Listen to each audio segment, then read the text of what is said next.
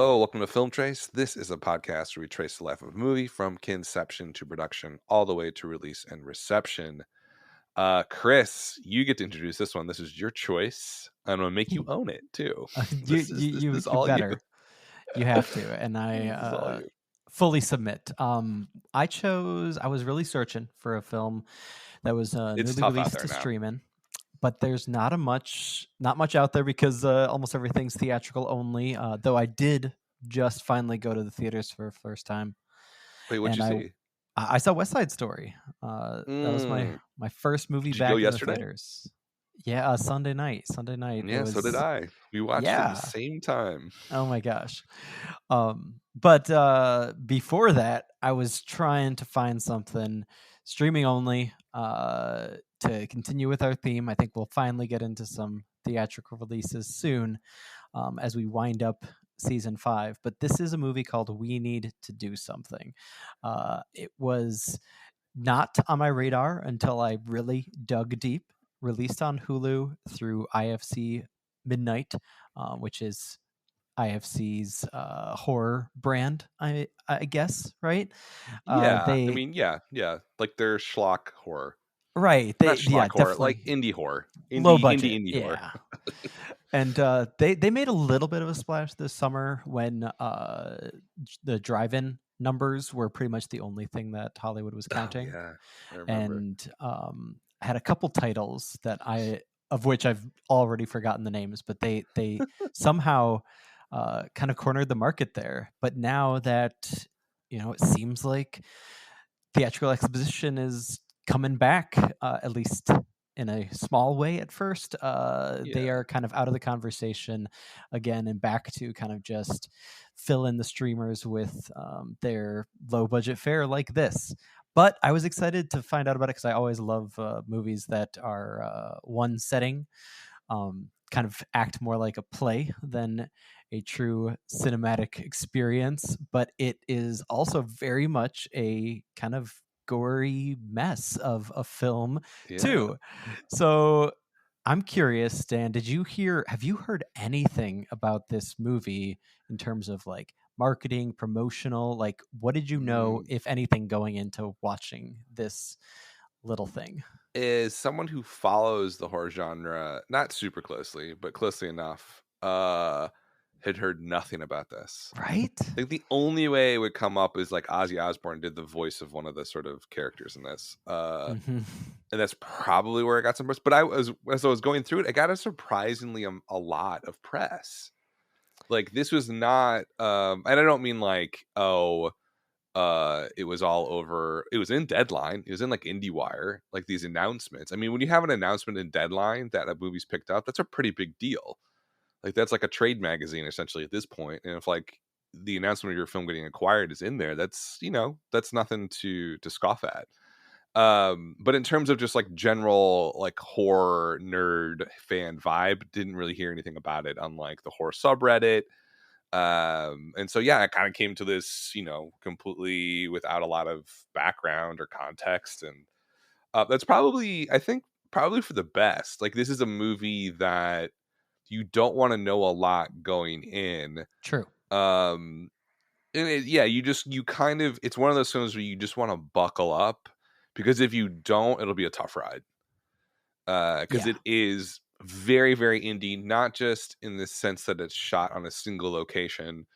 But I would say like the sentiment of it is sort of, I don't know. It has a very Gonzo type feel. You kind of have to be up for that, right? Right. Um, yeah, S- exactly. You got to be on board. Like this is the perfect AMC midnight movie, because it's like it is meant for a group of people who are just up for something strange, strange and exciting and weird at like midnight. It's that group of people that would get the most out of this movie. But I had heard nothing about it whatsoever, which is a little bit odd, because I thought like I don't know. It seemed like the cast had. I guess there's some. I mean, Vanessa Shaw, does she count as like sort of well known? I don't know. There's She's people in here probably you'd as well recognize. known as it gets. Yeah, no, like Pat Healy Yeah. is a recognizable face, I think, but other Hmm. than that, you are definitely focusing more on just the shock factor of the story, as well as maybe, like I said, that single location kind of Yeah. hook. I mean, I remember it reminded me of going back to when I was a teenager and seeing Richard Linklater's Tape for the first time, Oh yeah. or David Cronenberg's Bug. There's lots Oh of god. movies like that where it's like you get that thrill out of, at least in those cases, seeing big names kind of stripped down to just the core setting of a Yeah. single location. But when you add the unknown cast to this and then add the horror element to it, I mean, that's what got me excited about it. So what the heck is this movie about? Read the log line for us, Dan. Yeah. After Melissa and her family seek shelter from a storm, which is assumed to be a tornado, they become trapped. With no sign of rescue, Melissa comes to realize that she and her girlfriend Amy might have something to do with the horrors that threaten her family. Yeah, I mean, you don't really want to know more than that, No. right? There's no tagline. Well, let's come up with a tagline. I mean, what would you sort of get people hooked in, you know, trapped alone with your family, dot dot dot, something like that. Like that's Yeah, essentially yeah. the vibe that they're going for. Um, but yeah, I mean, I think this movie, and like even just looking at sort of some of the stuff that was kind of released in interviews from the producers and creators. Well, first of all, why don't you talk about who made this thing, Right, right? right. Who did So this? Because it's kind of it's a little bit unknowns, right? right. So like in front of the camera, it's a similar kind of newbie vibe behind the camera. Sean King O'Grady is the director, and Max Booth the third is the writer. It's also based on a novella of the same name, by the Yeah, screenwriter Max Booth III. He had a relatively successful novel, Touch the Night, in 2020, and that also had kind of like a gothic horror vibe to it. And this got picked up by O'Grady, who was formerly more of a producer. He produced it, actually, one yeah. of my favorite movies of 2019 called The Assistant. And so it's clear that he knows how to do that minimal vibe, and also like kind of appeal to really like thoughtful horror nerds. It's not elevated. I wouldn't use that word. No, definitely not elevated. I like the word gonzo that you use, though, where it's like, you to appreciate anything that's going on here, you definitely have to be willing to kind of give yourself over to the other side, so to speak. So Yeah, there's an outsider vibe here, is I guess what I'm saying. And there was definitely an outsider vibe to The Assistant, obviously to other kind of low key, both super dramatic and super suspenseful indie films. So I think that probably the most fascinating kind of like modern day connection that was just happenstance, and we've seen this a couple times. We've talked about it regarding new films in the podcast, is that because it's about a family stuck together in a single location, it very much brings, you know, to mind a lot of, parallels with the COVID-19 pandemic, and how yeah, so many people found themselves literally stuck at home with their families, and kind of the nightmare scenario that is for, unfortunately, so many people. Um, Even yeah, if you love your family, even if you don't have a dysfunctional household, there was still some element of that I think resonates when seeing that kind of manifest on screen in a horrific gonzo way, like in this film.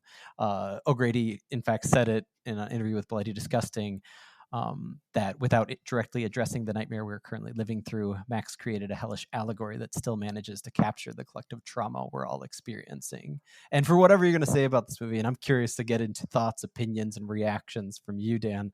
I think that they're onto something, even if it was accidental, even if it was unintentional, because the novella and the script were written and completed before the pandemic yeah, happened. There's this feels more on the nose than almost anything else that I can think of. yeah. I mean, it's super on the nose. Like it's not. It's a basically. It feels like a movie that um where it starts with this sort of hook and premise that is interesting without a doubt. Like the setup is essentially they're in this bathroom together. It's not a big bathroom either. It's pretty small. Mhm. They're hiding from some sort of tornado storm outside. Essentially, they get stuck inside the door. I mean, let's not even start with that whole thing, but whatever. The door's stuck and they can't get it open. I'm willing to go that far, without a doubt. The interesting thing is that, like, okay, that's a cool premise. That's a great writing prompt, but then it's like, where do you go from there? Mhm. And this movie is interesting because I, the thing that probably struggled with the most was that, like, it never felt like they knew where it was going. You Right. know, it almost felt like, um, kind of, like almost from explosion to explosion, but like replace explosion with plot device. Right? It's just like boom, boom, boom. There's no real link here besides just free association almost, of what's happening to the family and the horrors that they go through. It definitely, gonzo is a term you could use, but it's also a little bit absurdist and random. And the line between gonzo and absurdist and random and, ironic parody is all pretty slight. And so I think that's one of the things where it's, the big question I would have in thinking about, okay, it's a novella, it was written, before the pandemic. There's a source material here that exists. And there's a quote here about them sort of, I think one of the producers basically, I immediately sent it to Sean, the director. This is the one because it resonated so much. He read it an hour later and we were off to the races. I really want to know what was in that script. And I'm not saying that to be disparaging, at all, because it's doing, the one thing I don't want to do in sort of talking about this movie, because it's a small movie. It was made by people who are outsiders or not inside the studio system. I don't want to be a dick about it and be like, hey, this movie sucked. But there are things about it that absolutely did not work at all on any level. Mhm. And it's sort of, it interests me as to how it got made with like this sort of fervor around the script, because like when you watch this thing, would you say the script is strong or tight? Leave it out there Yeah. for you. Just a softball for you, buddy. That's a tough one. I think it's that classic Simpsons line, right? There were script problems from day one. That said, the concept and the premise, and some of the choices in terms of like horror effects, I think maybe were so strong, in my opinion, that there was no real reason to let the script weigh it down, which is unfortunate because there's That's a bold statement. yeah, I did not like this movie, but I think that there are so many fascinating pieces of it that it's hard for me to dismiss it. There's no real reason. Like I mean, I feel like at this point we should probably say spoilers from here on out. Yeah, It is streaming for free on Hulu. I think it's worth it. I think it's 90 minutes that you're gonna be like, what? Why? But also you're gonna be like, hmm. So it's not gonna bore you, and it's not gonna make you regret it. I don't think. That's just me. Dan might say yeah, different. yeah, But I do think that this concept of marrying the the isolation of the setting and the family, and then the fear that goes along with that and the unknown of what's outside the door, it almost feels like a refreshing like acting exercise, rather almost as if it was like improv done live in front of you rather yeah, than yeah. something that was properly planned and thought out ahead of time, which is just I don't know, for me it felt a little freeing that I could just marvel at the ridiculousness that was happening in front of me, and I had to at some point say, okay, let it go. there's they're going to not be able to open the door, and we're going to just accept that for the purpose of what they're trying to do here, which is keep this family in this room for 90 minutes and make us, for whatever reason, still uh feel squeamish at whatever happens to their bodies. Yeah. Yeah, I mean, I think that's a fair point. There's definitely an element to this that it feels like an indie film in the sense that there is a freeness to it. Hmm. And the way they're acting, the way they're doing things, yeah, you can see the rough edges, right? Because it's not like obviously a big budget movie. I couldn't find the budget. Could you find any budget information? I couldn't find any budget Absolutely information not. for it. What would you guess? I would guess like maybe like a couple million, maybe under a million. Really, I was gonna say under a mil. Yeah, it seems like it's a micro budget film. This is Yes, like yes. a Blumhouse, but maybe even smaller, essentially micro budget film. So you have to kind of put it in the context of that. Um, yeah, I mean, there's an element. I think the thing that like really got to me is, and there's a great quote. Where is it here? And it's from Booth, who wrote the novella and obviously the screenplay here, and he also produced it as well. He says the family already hates each other, so it's interesting to see how they deal with being trapped in one small room together. Nothing like that. That's one of the things that like really hit me immediately, and this is 100% a criticism of the writing, and definitely the acting as well. And maybe the actors don't have a choice because it's what's on the page. But it was like this movie went from um essentially like there's no zero, right? Hmm. It goes from like 60 to like 100 miles an hour immediately. There's no build up. It's like they hate each other from the start. There's no real dynamic sort of tension going on. It's just like the tension's very brutish, Hmm. and it's like not subtle at all. And like Right. right from the start, it's like, yeah, they do all hate each other and they continue to hate each other, and it gets worse until it becomes essentially a true horror movie. And I think that was the thing that I struggled with the most, because in an isolated situation like that, I'm thinking like even like think of like alternatives like 12 Angry Men, where people are just like stuck in a room. They have to do something. Right. Something has Right. to change, and there's an evolution there. Like people do alter, or like even like Night of the Living Dead. They're stuck in the house, and how those people react to that calamity and that stress, and it breaks some of them, and some of them rise to the occasion. Whereas here in We Need to Do Something, it just kind of feels like we're already at the end of the story when it begins. Hmm. Hmm. And you're sort of like, and that I think was a little bit tough for me, because especially the father character, what's his name, Oh, Pat Healy. yeah. I mean, very stereotypical. Basically, you could just say alcoholic worker who beats his family, essentially. I mean, I'm assuming he beats his family. He seems like the type of person who would. Angry all the time, mean, condescending, doesn't know how to show any sort of positive emotion whatsoever. He starts out that way and just gets to the point where, think of the most radical version of that is, and that's where it ends up. I don't know. Did that bother you at all? That it felt like everything was set in stone from the start. Yeah. Like these are. I'm.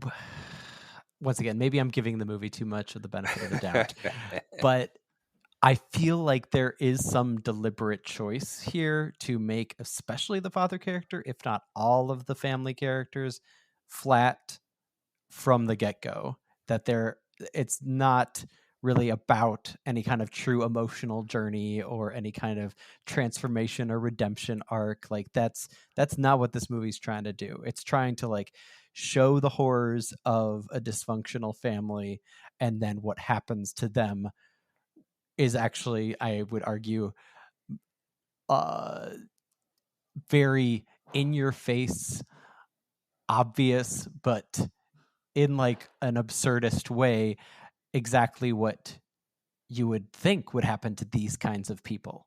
You've got Yeah, the not only abusive father that literally becomes uh like abusive to the point of literally whipping um his family members uh as the film wraps up, but then also having these kind of sheltered and fearful female characters, both the mom and the daughter, in these kinds of roles where they lash out but it's too little too late. That almost struck more of a chord with me than the father character, because at the very least you had some kind of um, like I was convinced from the get-go that the father was a villain, and Yeah. it was going to be broad strokes, no grayness. But with the daughter and mother character, that almost frustrated me more, because you got this kind of suggestion that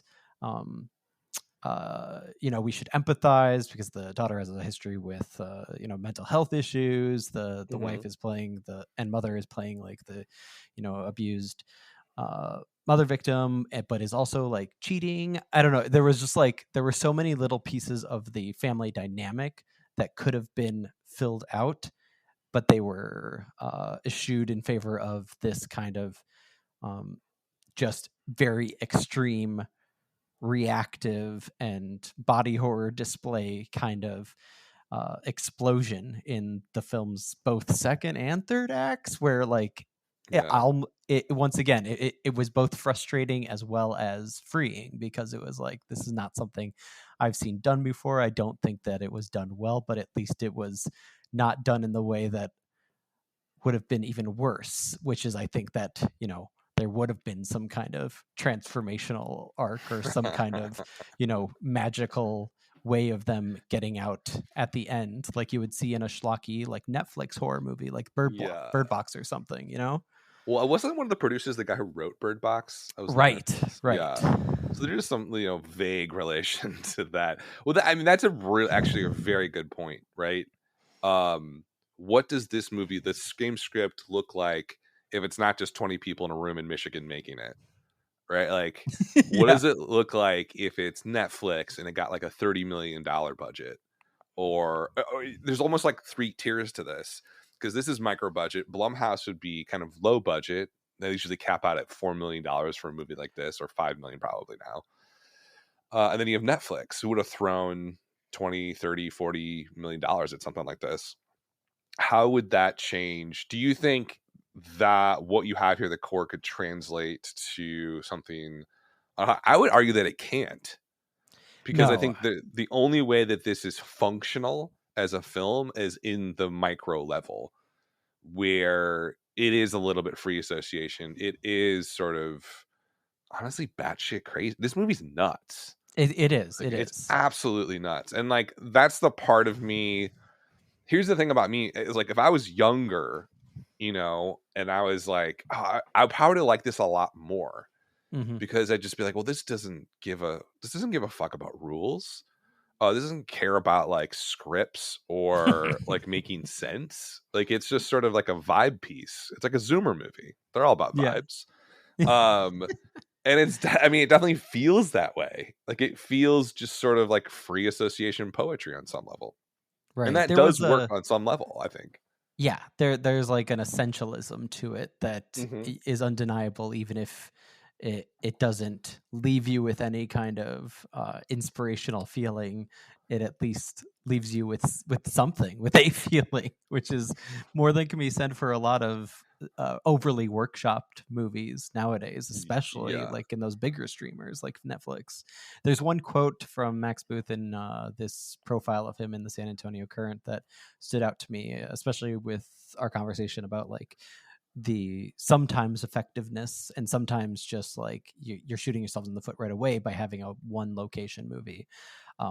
He mentions that he's a big fan of The Lighthouse. Yeah. He said that was an inspiration for him when he was writing the novella. That kind of madness that those characters experienced was what he was trying to achieve. And one thing that I think worked really well for The Lighthouse, which I don't think translates here, unfortunately, is that you have not only the absurdism, which gave way to like the memification of that movie, but also like that kind of otherworldly quality of it taking Yeah. place in a setting and having Kind of mystical. characters. Yeah, it felt very unreal. Whereas Yeah. here, there's this, at least slight attempt to make it like the average, American dream family, but it's like an American nightmare family, right? And if they had just done some more of that, like table setting, I feel like that you could have wound up with something a lot more effective here, because Yeah. because when it goes off the rails, it really goes, and that's when it's time to like be punk rock with your storytelling and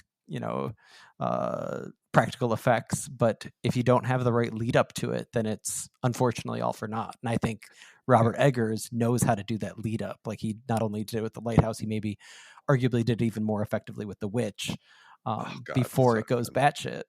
And I just, I wish that I'm glad that I'm seeing that kind of filmmaking being inspirational to new generation, like Max Booth and Sean King O'Grady. But it's not quite landing, right? Well, I hated The Lighthouse, so I don't know if that's a Okay, good. never mind. I don't know if that's a good. No, it's a perfect. That's the thing. Like I would say about this, if you like The Lighthouse, you're gonna absolutely get something out of this movie. Mhm. Without a doubt, you're gonna get something out of it because it does have that similar. It's a snow globe world, right? Right. He's created this little bubble of reality that is poetic. It's a poetic reality. The associations within the confines of the film only work within that film world. They don't really connect. Like you said, yeah, he adds these elements that are supposed to connect to suburbia and the American dream. They're like flimsy. Like ultimately, he's taking these paradigms of characters and saying, hey, we're going to start here. Let's kind of fuck them up. Let's Mhm. just like scramble them up, put them in a blender and see what happens. So that's, I mean, to me, that's the fun part is like the writers, director, like they don't really, they're not going for some sort of statement, right? No, I would say no. that's not the intention here. And that can work really well. Like, um, I always find that that's a difficult stance to take though as a filmmaker or creator. Like I'm not trying to have a statement or I'm not trying to be political or whatever. Because it's like some of the better filmmakers, especially in the horror genre, who say that are full of it. I looked George Romero, Toby Hooper, Yeah. Wes Craven. They would all tell you that Nightmare on Elm Street's not political. It is. Texas Chainsaw Massacre is not political. It's absolutely political. And Romero is the worst at this. He would be like, I didn't, choose to have an African American as the lead in Nightmare on Night of the Living Night of the Dead. Living Dead. Come Yeah. on, dude. Like, so I think there's always an undercurrent in the best horror filmmaking that is, it's really good filmmaking, but they're saying something pretty profound. And I think with this movie, I think it's sort of the limitation of not going for it on some level. I would say that this movie goes for it in the fact that, like, yeah, it takes its own path. It is experimental. But at the end of the day, what are they saying? Are they basically saying that these are the stereotypes that exist of the American family as we understand them, and this is how these stereotypes would play out? Maybe that's what they're saying, and if that's true, then that's kind of interesting. I just didn't see it there, though. Yeah. I mean, I I think didn't. there's so much of the shock value that it almost disassociates from any perhaps traditional commentary, which I think maybe is also part of the point, right? That, like you were saying, it's more of a vibe than a message movie, Yeah, who even on an needs accidental words and level. stuff, man? Just vibes. Right. More So I vibes. think It's a new genre. so I think that there's this element of I mean, even says it, right? O'Grady, in that interview with Bloody Disgusting, he says the challenges of during filming during a pandemic were met with rigorous protocols by a small, tight-knit cast and crew who dedicated a month of their lives to create the bubble that enabled the film to be completed safely without any artistic compromise. And that, I think, is telling in comparison to maybe some of the other pandemic films we've talked about on the show, like Ride the Eagle, where there's like Yeah. there's this distinct attempt to make the limitations a part of the artistic vision, but then for a film like this one, it's almost ironic because, like, if anything, this is the kind of movie where you should have been like holding on to that, like trying to take advantage of that, but instead they've got this idea in their head and they're just trying to bring it to fruition, also with a micro budget, and so it just doesn't, whatever it was that they were trying to do doesn't come through loud and clear, other than Yeah. like they want to surprise you. They Yeah. want they want And a nightmare out in front of you, and so that becomes what the movie is. yeah. It's almost like kind of fitting that the name of the movie is "We Need to Do Something," because it feels like the filmmakers are just saying like, let's do something. Well, I mean I mean, there's you have to admit that the COVID-19 pandemic factor is at play here, and they even admitted it. Yes, Like yes. they weren't busy doing other things because the industry essentially shut down. So this script comes along. It's like, hey, we can do this on a soundstage that we have, and let's just go for let's do something. Let's make something together. I mean, the Bride of the Eagles happened the exact same way, where they're just sort of like, I don't know, we got to do something. Like I got to make money. I want to stay busy.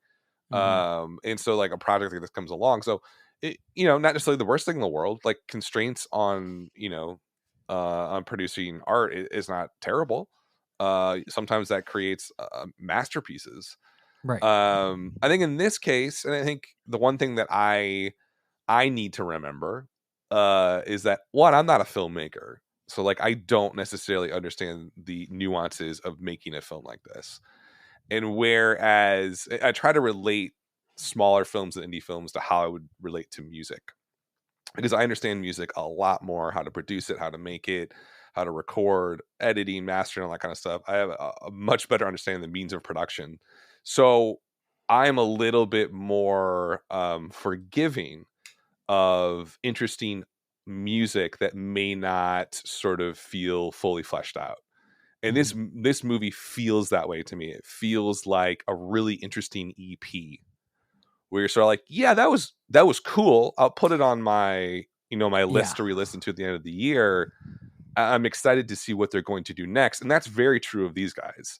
Like I want to Yes. be like, when the next one that comes out, I'll be like, huh, I will definitely check it out because like they don't make boring stuff. Right. Um, but at the same time, it's raw enough and kind of disassembled enough where you're sort of like, well, this is never going to be on the marquee. It's just not. It's not that type of film. And you always kind of wonder too, and I would love to get your thoughts on this. What do you think their intentions were with a movie like this? I think it evolved, and they're not particularly. It seems like maybe there's a conflict of interest at play. Hmm. There's a quote from O'Grady at Deadline where he says, "It amazes me that anyone would be willing to distribute this hilariously sick film we concocted to exercise our own personal pandemic demons." But blah blah blah, PR talk. But Yeah, like that idea that it was this story that somehow came from Max Booth III. He was also like a hotel manager at the time, and so he was like getting inspired not only by the lighthouse apparently, but perhaps also like seeing the effects of like families being trapped in single rooms together, right? yeah, yeah. Which is interesting, but then to have it kind of morph as the pandemic comes and they start seeing some of those parallels. I mean, it's kind of like I think your extended metaphor with the music things right on, because it feels like something where like you get a group of people in a room and nobody quite knows what they're doing, but we know is that like we're all feel pretty messed up inside because of what's going on in the world, and so we're going Yeah. to take that out through our art. And one of the great schisms in movie making, unlike music, is that you've got this finished story beforehand, right? And it's up to the director to decide how much of that is going to actually make it through to the final edit. True. Yeah. And so there is some like lost in translation there. Maybe it's more kind of like the band writing the songs for the EP and then getting in the studio and the producers like trying to figure out what to do with everything. And there's There. not like Yeah. there's There. something that's not quite connecting all the way through to the finish line. There is that tension there, isn't there?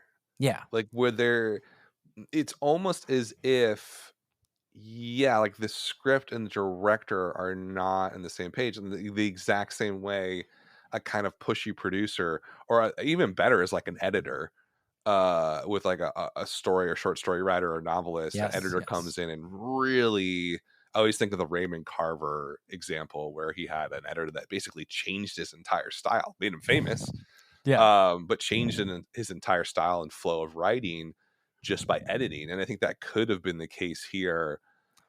Maybe with the director, or maybe the editor or producers came in and be like, well, this doesn't work. Like, let's turn this up or that up. Also, we have to consider that a movie like this, maybe they were playing for an IFC Midnight thing, or maybe they were playing for the South by Southwest Film Festival, because that means then you're going to up the shock value significantly so that your movie is buzzed about and talked about and you get clicks. Hmm. Like, there, Hmm. I think we have to admit that there might have been one of the angles to get this movie some buzz. And it's sort of like, I wouldn't, there's nothing wrong with that. Um, but the problem with that is if you don't see the film in that social environment, like where I watched it, essentially during the day, alone on a computer. Does that have the same environment as seeing a midnight showing at South by Southwest? Absolutely Right. not. Right? No. It's completely different and plays totally different.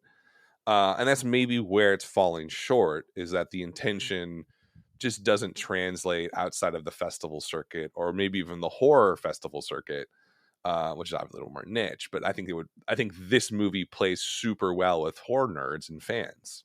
Absolutely. Like, they're Hmm. going to get something out of it without a doubt.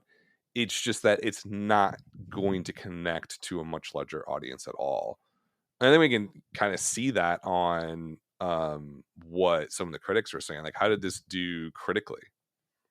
Yeah, probably the one reason that I ended up choosing this film is because one of my favorite critics, Brian Tallarico of RogerEbert.com, gave it a pretty glowing review, 3 stars out of 4, which is still a lot for a horror movie. And he says that Yeah. it's a predictable genre, but O'Grady and Booth often manage to turn left when you expect this movie to go right, which I think is ultimately probably where we agreed, Dan, right? That, like, Yeah. at the very least, this movie's doing something right by trying to break the rules. Just maybe they broke some of the wrong rules, maybe they forgot about others. Mark Savlov of the Austin Chronicle also gave it a pretty positive review, calling it a tightly knit script. Questionable, but Very questionable. gives the audience a masterclass in claustrophobic horror movie minimalism, preferring to focus on the four-cornered family members as fear and uncertainty hobble their rational wits. That was one point that I was meaning to make earlier, that, like, once again, this is maybe something that could have been set up more from the get-go in the film, but like the main story that I see here is not only one of, like, the family unit breaking down, or claustrophobia and pandemic related things affecting the family unit, but also that idea of, like, losing one's sanity. Like, Yeah. that's something that's tried and true for the horror genre, and I think that with some more, like, nuts and bolts working out, that could have come through a lot better in the final product. Megan Navarro of Bloody Disgusting gave it a split review, called it innovatively crafted and providing a grab bag of horror, but its parts are greater than its whole. I think that's ultimately where I come down to. Gross out gags, bloodletting, and a thrilling level of unpredictability. Not quite enough to make a movie great, but at least makes it interesting. And last but not least, a couple of negative reviews. Claudia Pugh of Film Week said it has a couple moments of gross out scares and a couple of maybe laughs, but otherwise a wasted effort. And Jessica Kang of Variety says, when late in the film a phone's never going to give you up ringtone sounds out, it's hard to escape the suspicion we've been rickrolled, which is one little detail I thought was actually kind of clever. Yeah. Yeah, I mean, I don't know. Yeah, it was fun. I mean, that part was fun. Yeah. I mean, you look at the overall scores, like, what, 56% on Rotten Tomatoes. There's only 55 reviews. So yeah, I mean, not glowing. Metacritic of 48, pretty bad. Audience review, hardly anybody saw this, but it's got 39%, which is not good. And then Letterbox right now. So Letterbox is where I thought might gain up some ground, because that tends to be a place where people are into kind of Stranger Things. but kind of at 54 out of 100, so kind of in that bad range. IMDb's 45, Metacritic audience score only 3 ratings. I'm not going to say it. Google rating of a 55%. So I think, yeah, it's definitely, I would at the very least, a divisive film. What about these, like the letterbox ones? These are the ones I love. I selected all these. Oh yeah, tell me a couple of your favorites. The first one's fantastic. The thing that needs to be done is writing a better movie, which, hey, kind of mean and snippy, but not untrue. Like the thing is, if you go to a movie, this is the hard part. This is the hard thing I always fall back on. It's a 90-minute feature. Like, that's a long time to get somebody, and it's a self-contained narrative. Right. Like, those are some pretty strict. That's all you've already. Punk rock's out the door already. You already have a frame of time and a narrative that has to sort of be completed. So it's like you can only be so experimental within those confines and sort of do well, I would say. I think that's where this movie kind of falls off a bit, is that it doesn't really, and you're going to hate me for saying this, it doesn't respect the rules. It just doesn't. And like, Puritan. Yeah, I am a Puritan when it comes to story. Like, give me something. Like, give me a character that goes through a transition. You got, someone die. There's just nothing. Give me any arc whatsoever. Even if it's an arc where somebody, is nice, then becomes mean. That's what I was looking for. What I was looking for here was a movie where they get into the room and there's this pretend nicety, because that would have been perfectly parallel to the pandemic. Remember at the start when everybody was like super nice to each other? Right, like, right. oh Baking man, bread and yeah, like, oh, we're gonna get through this together. Like, look at how beautiful. I'm stealing comedy routines from everybody, by the way. Look at how beautiful the empty streets are, and the dolphins are coming back, and all that sort of stuff. And then it's like 6 months, Delta hits this summer, and people are like, I'm not wearing a mask. I don't care about anybody anymore. Like, that's what I wanted to see, was that sort of this cycling, that sort of death spiral that the pandemic put a lot of people in, mentally at least. We don't see that here. They're basically, if this was the story of a plane crash, the movie would open them 100 feet off the ground in a tailspin, and the plane's gonna fall. You know what I mean? But for argument's sake, I would say that that's something we've seen over and over again, and what the movie I think is attempting to do, which while it doesn't totally work, is at least something fresh, is like, what if you already hated your family and then you went into lockdown? Which is like, it's and that fits more with the vibe of what the movie's trying to do, which is that it's like you're stuck no matter what, and there's going to be like, there's nowhere that's like you think that you're starting at the bottom, but then the floor opens up beneath you. And I think that's a funny concept, and I think also a relatable one for an unfortunate amount of people. But you're right, it doesn't respect the rules. So it's not for everyone. It's not for the faint of heart.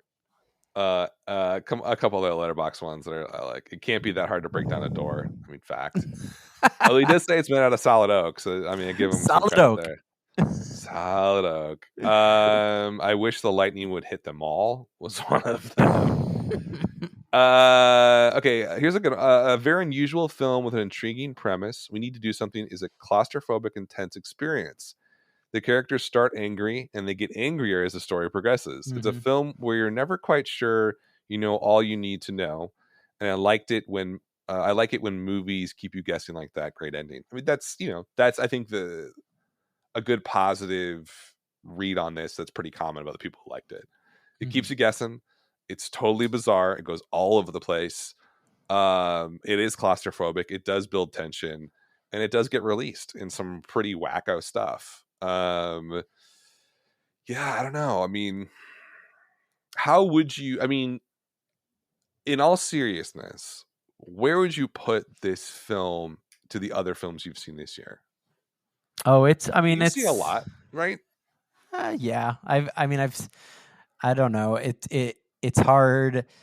when you really want to, I don't know if you feel this inclination, but I always feel this inclination to grade horror movies on a curve, right? Especially because they get Always. so little respect anyways, Yeah. especially in year-end lists and awards season and all that.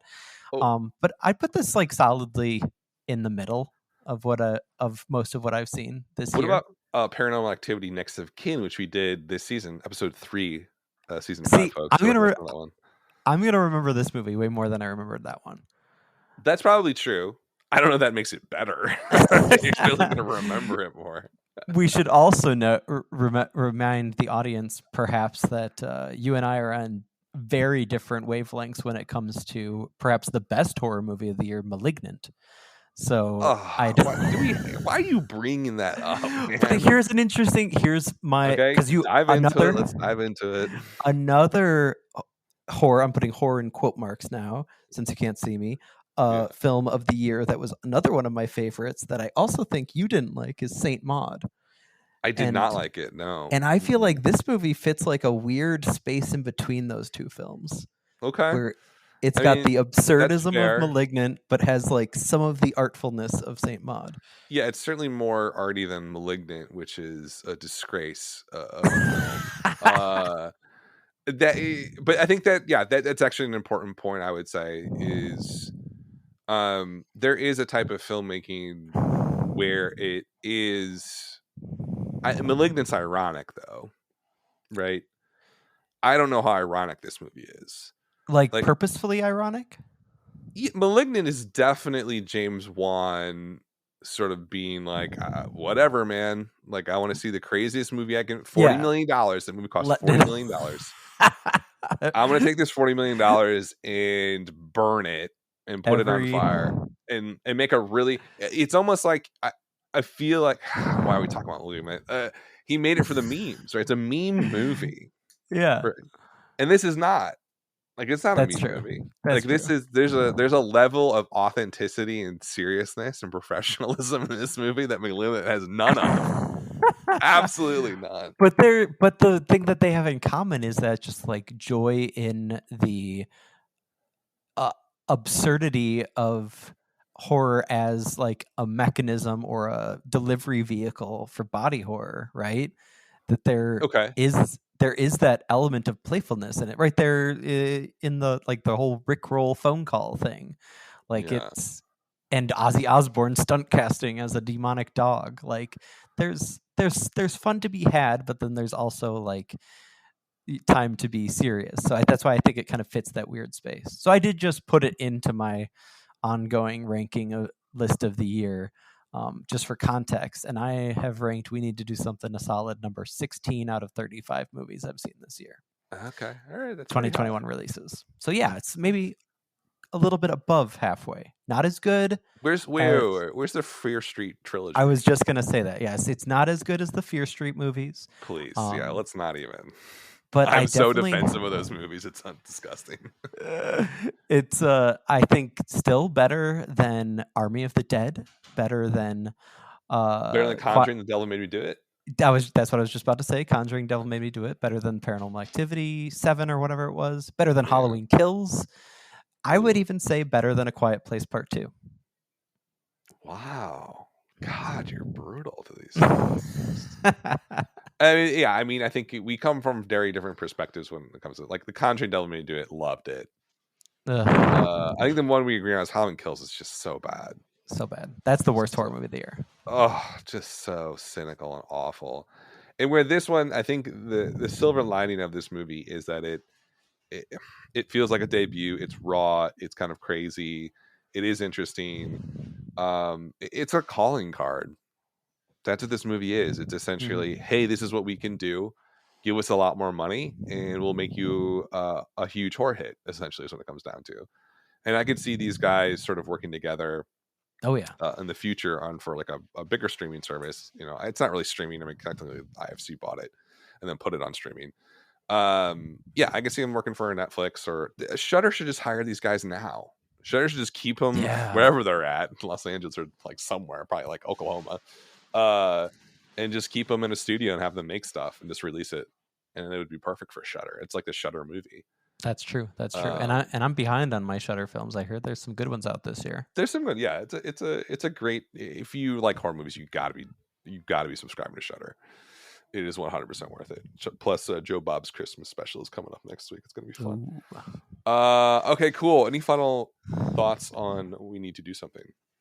I think it's worth seeing, even though you will not feel great during or after it. It's something.